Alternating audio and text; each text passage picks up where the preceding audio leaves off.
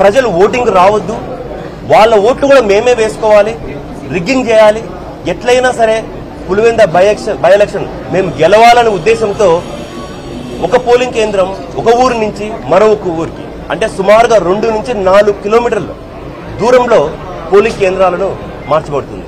ఇది కాక మందైతే ఏరులై బారుతా ఉంది, డబ్బులైతే లక్కే లేదు.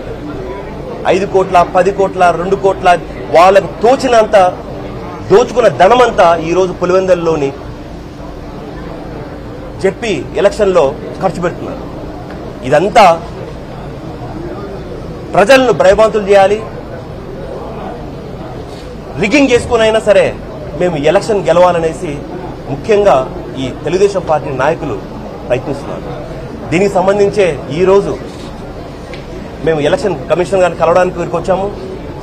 వచ్చి మా బాధలు అంటే ఒక ఎమ్మెల్సీకే అక్కడ భద్రత లేకపోతే ఇంకా సామాన్య ప్రజలు బయటికి వచ్చి ఏమి ఓటేస్తారనేసి ఈరోజు ఎలక్షన్ కమిషన్ గారిని అడగడం జరిగింది.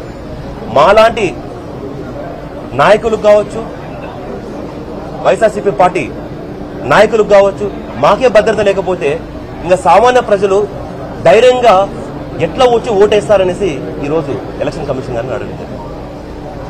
ఇదంతా చూస్తూ ఉంటే ప్రశాంతమైన పులివెందులను ఈరోజు రక్త చరిత్రగా మార్చి కేవలం వాళ్ళ అధికారం ఉపయోగించుకొని ముఖ్యంగా పోలీసులు అండ చూసుకొని అక్కడ పోలీసుల పరిస్థితి ఎట్లా ఉందంటే కాకి చొక్కా లేదు, వాళ్ళందరూ పచ్చ చొక్కా వేసుకొని ఈ కూటమి ప్రభుత్వానికి కొమ్ము కాస్తున్నారు. ప్రజాస్వామ్యం ఎక్కడ పోతా ఉంది? అధికారులే ఈరోజు పచ్చ చొక్కాలు వేసుకొని క్యాంపెయినింగ్ చేసి దొంగ ఓట్లు వేపించడానికి ప్రేరేపిస్తే ఇంకా ప్రజలేమైపోవాలి, మేమేమైపోవాలి అనే విషయంలో ఈరోజు ఎలక్షన్ కమిషన్ గారు రావడం జరిగింది, వచ్చి వినతి పత్రం ఇవ్వడం జరిగింది. Thank you.